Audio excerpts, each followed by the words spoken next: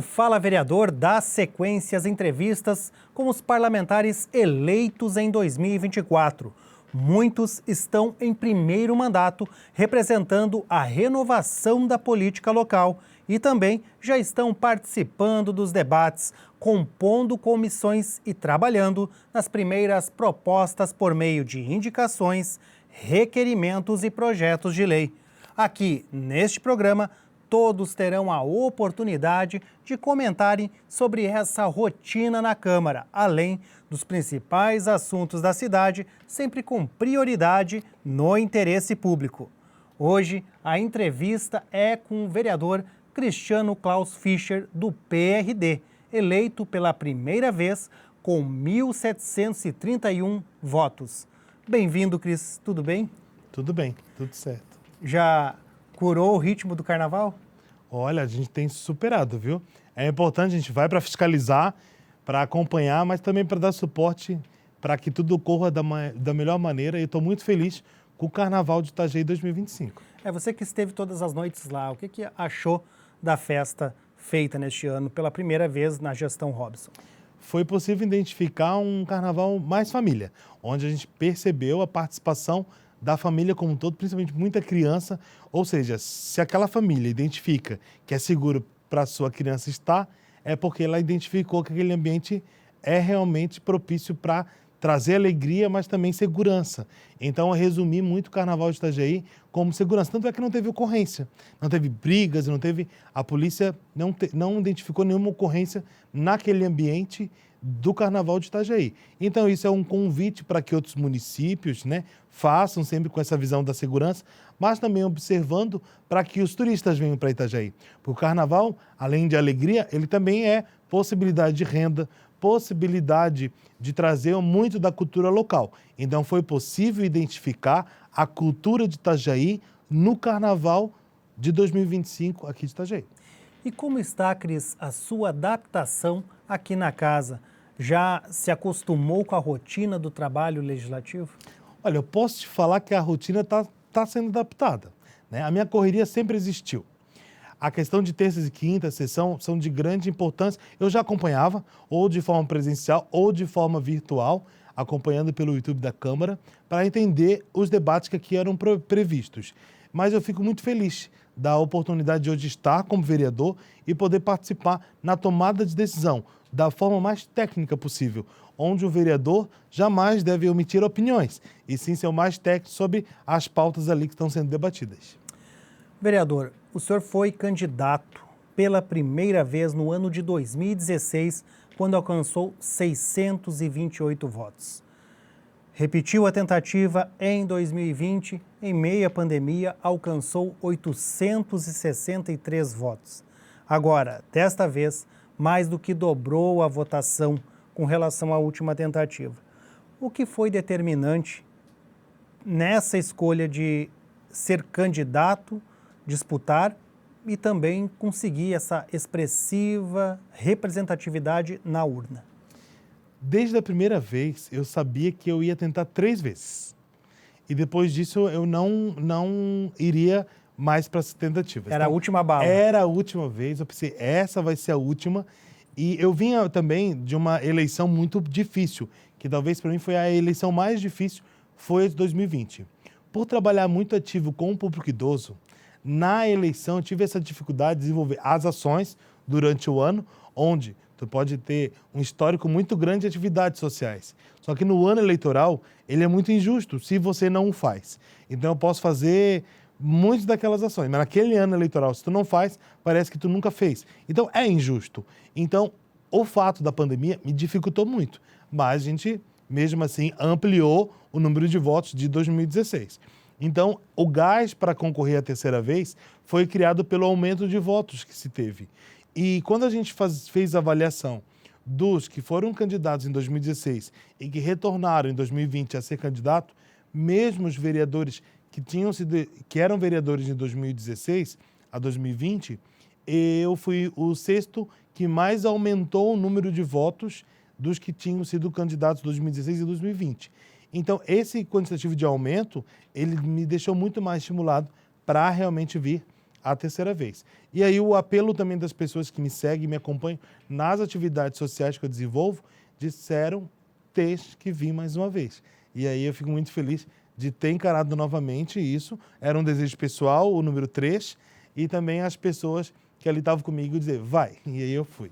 Até é importante a gente conversar um pouquinho sobre esse contexto, Cris, porque olhando a sua formação e a sua atuação também na política e no ativismo social, você é formado em nutrição pela Univale, mas tem, eu acho que 3 pós-graduações em especializações de nutrição, das práticas integrativas e complementares do SUS, além também de fitoterapia, entre outras qualificações que você desenvolveu ao longo da sua carreira profissional.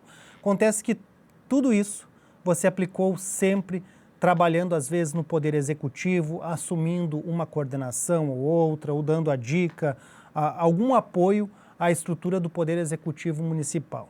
Na gestão passada você chegou a coordenar o CEPIX, né? Então, essa ascendência, às vezes, na representatividade na urna, ela também se deve a um depósito de confiança não só ao trabalho político, né? Que às vezes é atender bem, é atender, né, com os direitos do cidadão, com carinho, com atenção, fazendo um encaminhamento um pouco mais objetivo, mas também nessa questão técnica, né, de saber exatamente a orientação que dá, que vai, da melhor forma, contribuir para a melhoria do serviço ao cidadão, no caso a saúde, né, Cris? Como é que foi essa experiência no Poder Executivo? A formação do vereador era sempre muito importante, né? No meu ponto de vista, e seja também um parlamentar, deputado federal, senador, enfim, em todas as esferas, para a gente ter uma direção da política pública que ele vai construir aonde ele estiver, seja no cargo eletivo ou na oportunidade de estar num cargo comissionado. Em 2016, eu não estive em nenhum cargo, né, até 2020. Em 2020, concorri novamente e fui convidado para estar em alguma atividade da saúde. Entre os locais, existia a possibilidade do Centro de Práticas Integrativas, o CEPIX. Como a minha formação de base, a questão das terapias integrativas, a gente, ali enquanto time, também pensou que poderia ser uma possibilidade. Porque eu nunca quis correr o risco das pessoas pensarem algo, até descobrir com o tempo que também não devo ficar pensando o que os outros vão pensar, e sim seguir cada vez mais, que é a relação de ter sido candidato objetivando apenas um cargo comissionado. E nunca foi esse propósito. Então, dentre as possibilidades, teria que ser algo que eu pudesse desenvolver aquilo que eu tenho de conhecimento. E o Centro de Práticas Integrativas era um desejo meu, porque eu via ele muito no anonimato. Então, assim, assumi, fui para o Centro de Práticas Integrativas e por lá fiquei 3 anos. Um serviço que estava muito apagado e a gente foi dando uma vivência para ele. Então, nesses 3 anos, a gente conseguiu aumentar muito os números de pessoas atendidas, regular todo esse sistema para que se possa, porque é a cabeça de um possível fiscalizador, que eu já tinha passado como vereador em 2018, é como que, se eu fosse vereador, como eu fiscalizaria aquele departamento.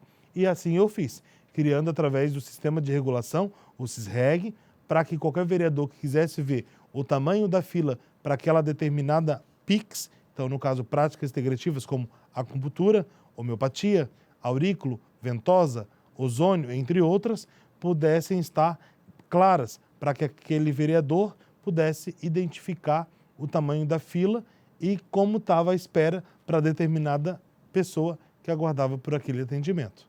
Então, era muito importante criar mecanismos para fortalecer. Então, a visão de vereador, como estive como suplente, me fortaleceu para que isso se tornasse uma política pública mais robusta.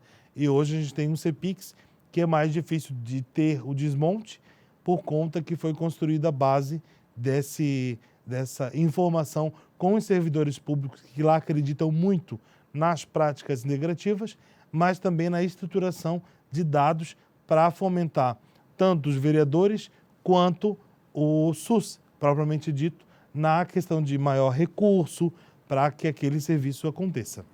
Vereador, conta um pouquinho sobre sua trajetória como cidadão, ativista de movimentos sociais de entidades filantrópicas e também de conselhos municipais, é atuante nos conselhos municipais.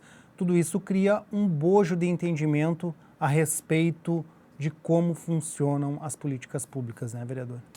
Meu primeiro momento nas políticas públicas, eles se deram pela dificuldade de um processo de saúde que eu passei na infância.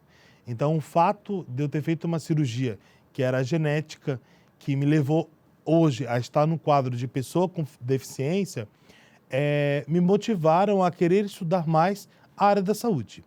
E porque no meu momento inicial eu era marceneiro, né? Assim como foi meu avô, foi o meu pai, e eu também segui e fui por alguns anos auxiliar de marceneiro então. E nessa busca eu fui sempre atrás de conhecimento daquilo também que me cabia, a parte financeira, para custear os estudos. Aí fui para o curso técnico de massoterapia, onde eu iniciei.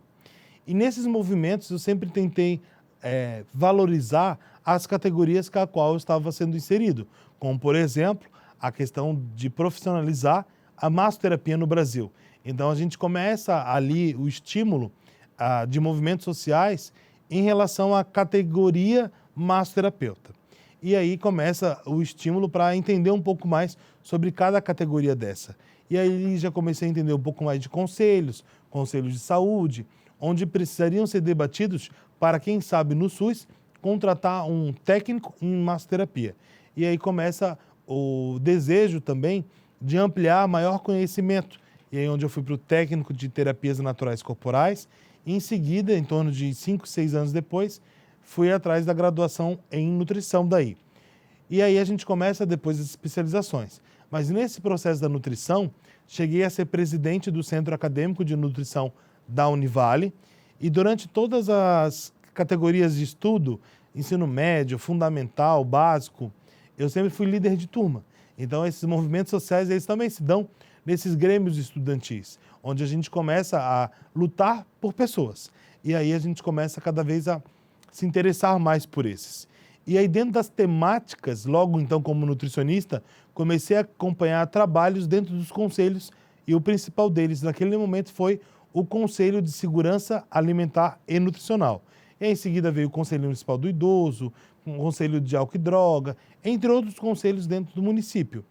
E aí, com a criação, então, onde eu fundei uma associação, a Ação em Saúde, a gente começou a dar oportunidade para que pessoas com temáticas específicas pudessem fazer presente dentro dos conselhos. Por exemplo, o Conselho do Meio Ambiente. Então, a associação foi atrás para participar, enquanto fórum, de uma cadeira da associação dentro do Conselho do Meio Ambiente, e aí sim fazer as indicações de pessoas técnicas para poder debater a melhoria da questão do meio ambiente do município de Itajaí. Então, esse movimento, principalmente depois focado em conselhos municipais, um local interessantíssimo de construção de políticas públicas, onde se escuta a população civil organizada, através de seus movimentos e entidades, debatendo com a representantes do governo para que se pense em melhorias daquele setor. Então, dentro do Conselho de Segurança Alimentar e Nutricional, por exemplo, a gente debatia restaurante popular, que chegou a vir verba e depois voltou e não foi inserido restaurante popular no município de Itajaí. Depois a questão de bebedouros, de uma viagem que eu fiz inclusive para o Chile, levei isso para o debate dentro do Conselho e serviu como indicação para que nas praças de Itajaí tivessem bebedouros. Se foi uma motivação exclusiva do Conselho ou não, não sei. Mas depois, somado também com outras falas, entende-se que houve hoje a aplicação de bebedouros nas praças, que precisam ser cada vez mais melhoradas, claro. Mas desse debate lá no Conselho é onde ele permanece ativo, aquele debate, junto com o governo. E aí a gente também tem, no Conselho, dessa questão de movimentos sociais, dentro do próprio Conselho, o CONSEA, Conselho de Segurança Alimentar e Nutricional, eu cheguei a ser presidente durante um tempo. E aí fez também criar esse movimento, até deixo um abraço aqui para uma grande servidora da rede, que é uma grande ativista da causa do combate à fome, através de programa de aquisição de alimento, banco de alimentos, que é a nutricionista Elínia, que é fantástica nesse perfil de movimentos sociais da segurança alimentar. Não tem como não citar ela. Bom, nós vamos fazer um rápido intervalo, já já voltamos para continuar esse bate-papo com o Chris Fischer. Até mais.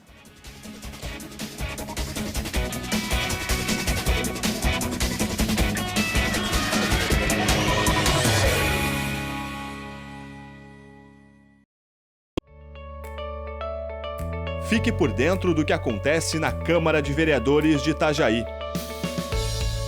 Inscreva-se no canal do YouTube. Curta a página no Facebook. Siga o perfil no Instagram. E também no X. Acompanhe todo o conteúdo do Poder Legislativo nas redes sociais. @Câmara Itajaí.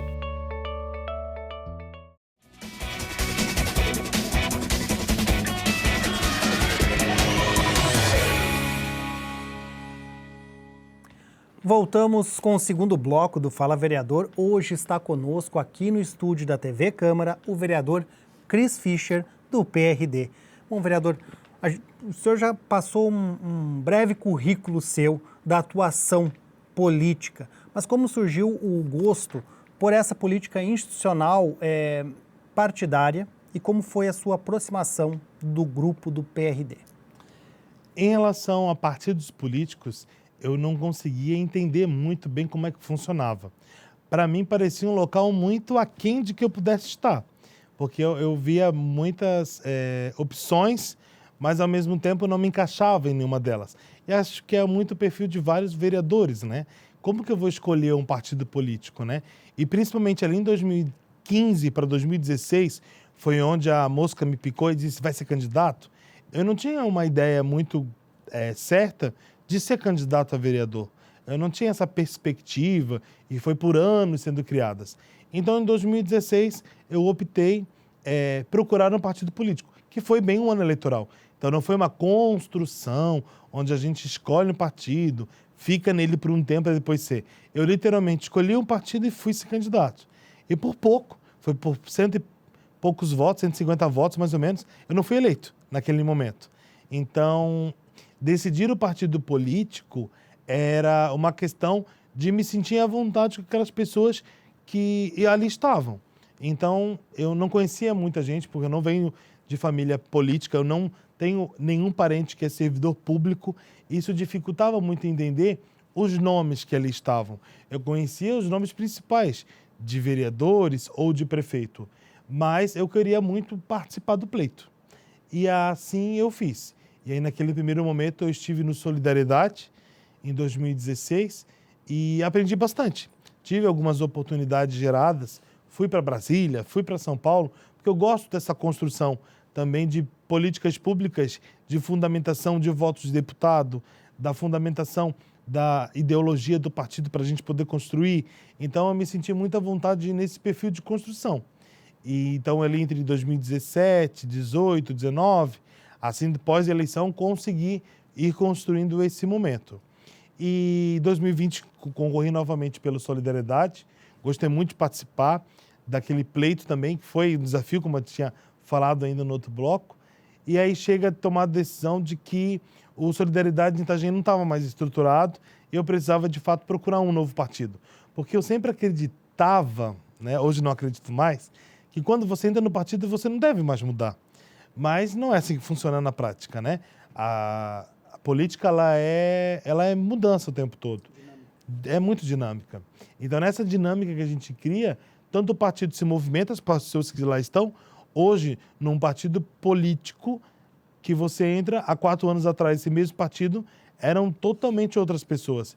Então, o partido é dinâmico pelas pessoas que lá estão.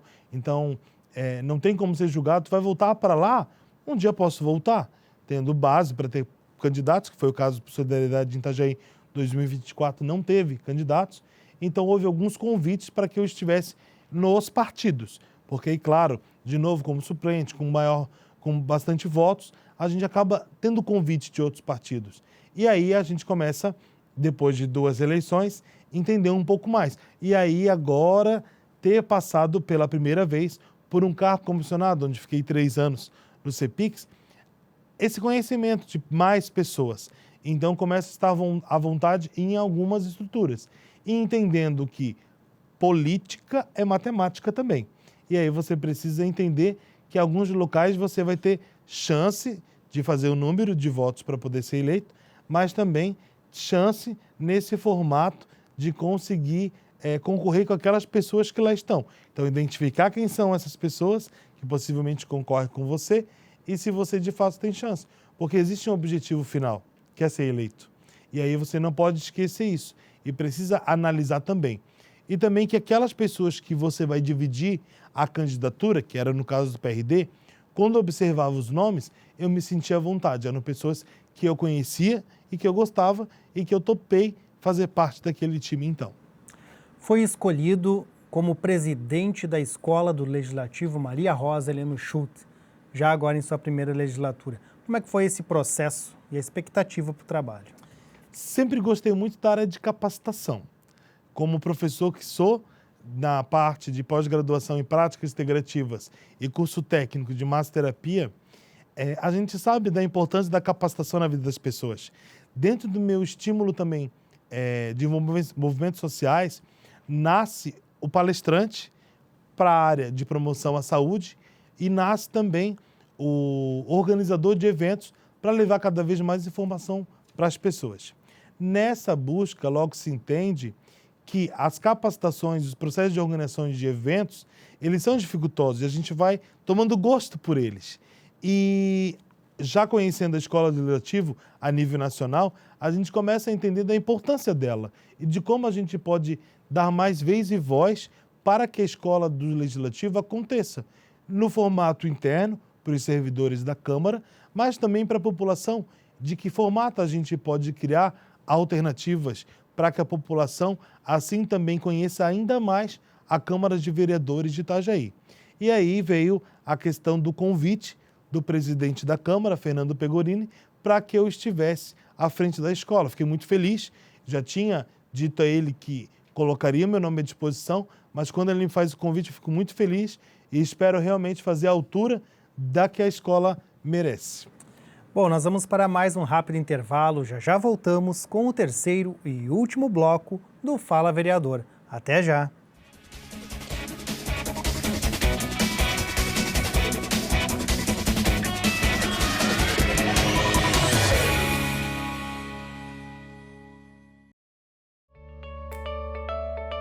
Fique por dentro do que acontece na Câmara de Vereadores de Itajaí.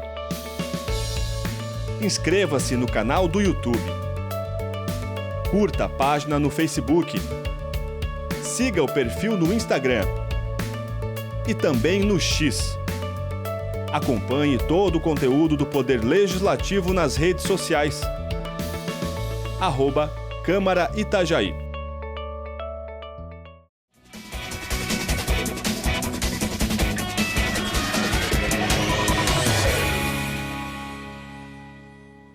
Voltamos com o terceiro e último bloco do Fala Vereador. Hoje está conosco o vereador do PRD, Cris Fischer.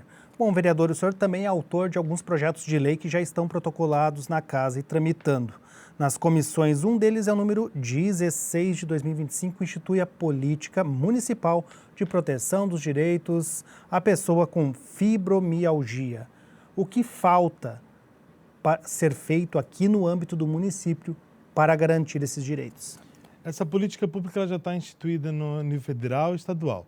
Então é importante a gente trazer isso para o município também, para que a gente cada vez mais tenha capacitação para a rede dos profissionais da área da saúde do SUS, aqui de Itajaí, para que se entenda a forma de tratar, acolher, e isso faz com que a política municipal ela estabeleça esse dizer e traz algumas determinantes e importantes também em qual tipo de acolhimento deve se acontecer.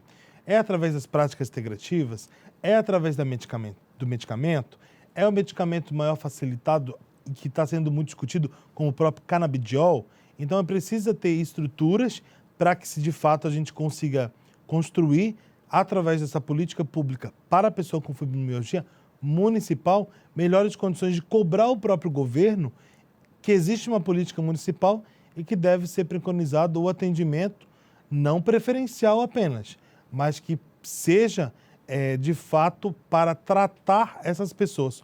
Ou, como é o caso da fibromialgia, que é uma doença que é irreversível, inclusive no estado de Santa Catarina já é pessoa com deficiência, que seja dado melhores condições dessa pessoa sobreviver com essa doença e ver todas as alternativas possíveis, que não só são apenas preconizadas no atendimento da área da saúde, mas como um todo, para que se dê dignidade para as pessoas com fibromialgia. O senhor também é autor do projeto de lei número 1 de 2025, que pretende disciplinar as práticas integrativas e complementares aqui no município de Itajaí. Hoje, Itajaí oferece quantas dessas práticas e também o que seria disciplinar, uma vez que também são práticas muito questionadas por pesquisadores, afirmando inclusive que muitas delas são pseudociência, mas elas estão no SUS para garantir qualidade de vida ao usuário, não é? A gente está pautado na Política Nacional de Práticas Integrativas e Complementares de Saúde do ano de 2006. Então, é muito antiga já essa política nacional de PICs. Então, pautado numa política onde precisa, sim, incentivar maiores estudos, porque o que falta, para muitas vezes ter os dados, é incentivo à pesquisa, que deve vir do governo federal, principalmente, para incentivar. Quando não, o governo estadual ou o governo municipal instruir essas pesquisas. Até Itajaí, no ano de 2022, criou algumas pesquisas e apresentou no Congresso Nacional de PICs, onde fomos referência a nível nacional. Eu, inclusive, enquanto gestor das práticas integrativas do município de Itajaí, fui um dos palestrantes nesse congresso, onde mostra que precisa ser um incentivo, para que, de fato, mostre que as práticas alternativas sejam, de fato, uma opção de tratamento para as pessoas. A pseudociência, vamos assim dizer, ela é determinante em algumas práticas como a acupuntura, por exemplo. Na acupuntura, há um tempo atrás, era dita como não funciona, essas agulhinhas. E depois de um tempo, houve-se a tentativa, inclusive lá no ato médico, não é que todos os médicos concordem com isso que foi tentado ser feito, que deveria ser apenas exclusivo do médico aplicar a acupuntura. Ou seja, sai do anonimato de uma prática que não funciona, dito por alguns, para uma prática que fosse exclusivamente do médico. Então, a que ponto estamos? Ao ponto de que existe uma indústria farmacêutica que às vezes preconiza o não incentivo a alternativas que de fato melhorem a vida das pessoas. Então, incentivar o uso das práticas integrativas através de uma política municipal que disciplina o uso delas e os fluxos dessa prática integrativa no município é de extrema importância, porque a gente sai apenas de uma vontade política do gestor municipal que está para uma lei onde disciplina de fato que elas devam acontecer e que de forma elas devam acontecer, porque há um fortalecimento. E na não garantia de estudos de algumas, a gente pode incentivar que estudos sejam criados no município. E aí a gente tem a política municipal para se somar com a política nacional de PICs. Quantas são oferecidas em Itajaí? Hoje, aproximadamente? Acredito que a gente chegou a ter no município 21. Hoje deve estar em torno de 17, 15. Infelizmente, no meados de 2024 para final de 2024, teve bastante dessas práticas que foram reduzidas pelo número de profissionais que foram reduzidos. Então, a gente teve uma baixa de profissionais e, com isso, automaticamente, teve que se diminuir o atendimento de algumas dessas. Para finalizar, vereador, o senhor está provocando, por meio de indicação, o Poder Executivo Municipal para a criação de um Conselho Municipal do Artesanato. E aqui o principal ponto para a gente focar, a justificativa. É necessário mesmo um Conselho Municipal exclusivamente para o artesanato? Importante colocação, né? Se é importante. Quando a gente está como vereador, a gente tem que fazer a escuta daquele público específico, né?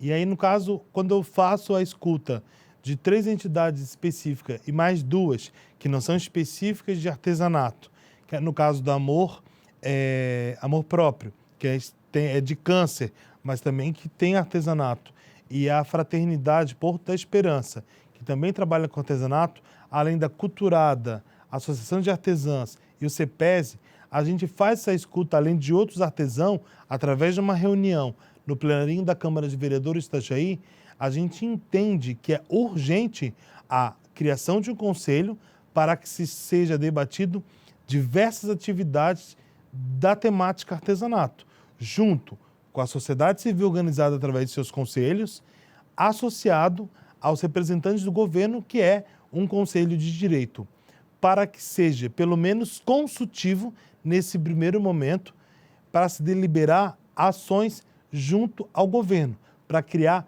maiores alternativas para essa população que vive de artesanato, que sobrevive devido à sua questão de ampliação na saúde mental, a produção desses artesanatos, mas que também gera renda, turismo, saúde e bem-estar, e aí a gente precisa dar muita atenção.